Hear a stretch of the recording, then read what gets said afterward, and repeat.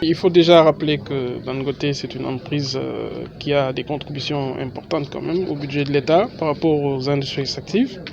Le rapport 2018 déjà indique une contribution de 13 milliards pour Dangote. Il y a des investissements sociaux aussi assez appréciables dans la zone d'intervention de Dangote, dans les communes qui l'entourent, que ce soit Pout, Kermoussa et les autres, Dias.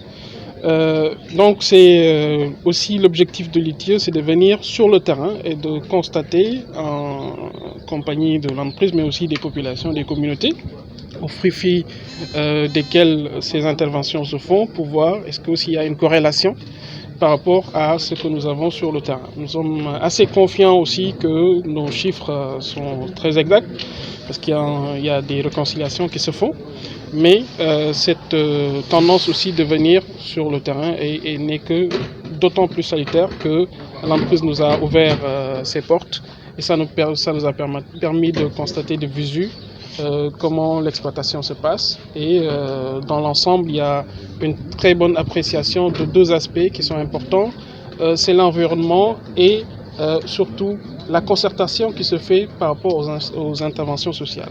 Le rapport 2018, je rappelle aussi, a mis l'accent sur un aspect intéressant, c'est par rapport au contenu local.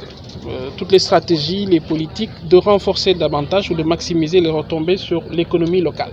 En quoi faisant, déjà il y a l'investissement social qui y participe en construisant des écoles, les secteurs prioritaires comme la santé aussi sont servis. Mais il n'y a pas que ça, il faut aider aussi les entreprises locales à pouvoir capter les dividendes de l'exploitation à travers la fourniture de biens et services.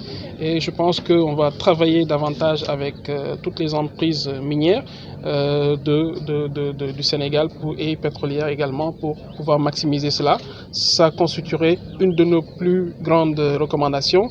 Mais à côté de cela aussi que Dangote continue à jouer son rôle de leadership dans la protection de l'environnement et que ce modèle soit perpétué, répliqué dans tout le Sénégal, ce serait que bénéfice pour tout le monde.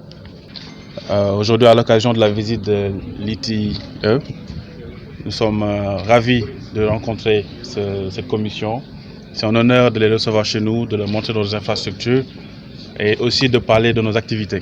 Donc, notamment des activités de RSE et notre impact au niveau des communautés.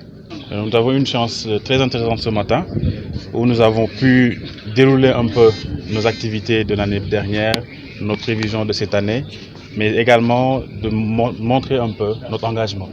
Donc notre engagement vis-à-vis des communautés, vis-à-vis de l'État du Sénégal. Et cet engagement-là, cet engagement fort, est un exemple qui démontre carrément que effectivement les recommandations de l'ITIE qui sont la bienvenue seront forcément implémentées.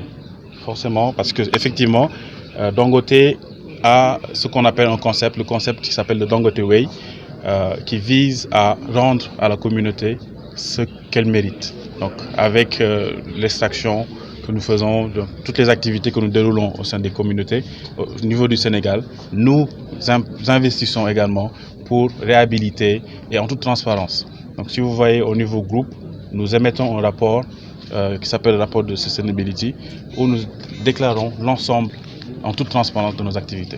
Dangote vient de commencer. Donc, et nous pouvons dire clairement que notre empreinte n'est pas aussi conséquente que le concurrent dont vous parlez. Et nous avons une capacité aussi inférieure. Mais néanmoins, la volonté de réinvestir ou de mettre cette somme-là, une somme aussi à la hauteur de l'impact de Dangote, est là. Donc nous mettrons en place au moment venu.